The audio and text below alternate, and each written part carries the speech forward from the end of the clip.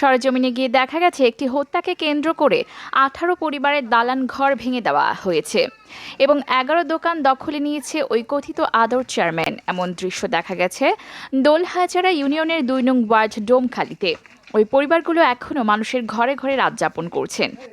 তাদের আর্তনাদে ভারী হয়ে উঠেছে পুরো এলাকা। প্রবাসীর ঘরগুলোকে টার্গেট করে প্রতিদিনের মতো চাঁদা চেয়ে আছে ওই আদর চেয়ারম্যানের বাহিনীর হাতে প্রতিদিন মারধরের শিকার হচ্ছেন কেউ না কেউ। এসব অত্যাচার থেকে রেহাই পেতে ডুমখালি এলাকার সাধারণ মানুষ অত্যাচার থেকে রেহাই পেতে চায়। এসব বিষয়ে আদর চেয়ারম্যানকে আসামি করে 5টির অধিক এজাহার জমা দেওয়া হয়েছে চকরিয়া থানায়। এসব বিষয়গুলো সুষ্ঠু তদন্ত করে আদর চেয়ারম্যানকে আইনের আওতায় আনার জন্য কক্সবাজার পুলিশ সুপারের দৃষ্টি আকর্ষণ করেছেন চকরিয়ার সচেতন মহল।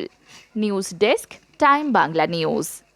সুট ডাহাই নয় ইতার আর গরম নির্যাতন করিওরে স্বর্ণ লগিয়ে 10 ভরি টিয়া পয়সা লুটপাট করে বিক্রি লগিয়ে গই ফাস্ট ফুড হইতে আজ আমার ফাস্ট ফুড হইতে আর মাইদুর করিওরে তো গর গারাইতে কিছু নাই রোজা মাস কালে আর দুয়া ভাত খাই না ভারি চল সেটা বিক্রি লগিয়ে গই।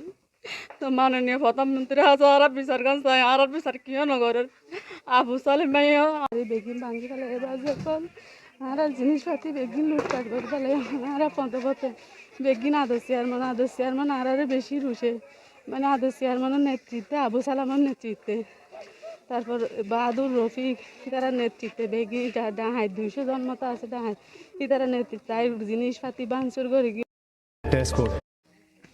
কক্সবাজার চকরিয়া আদর চেয়ারম্যানের বিরুদ্ধে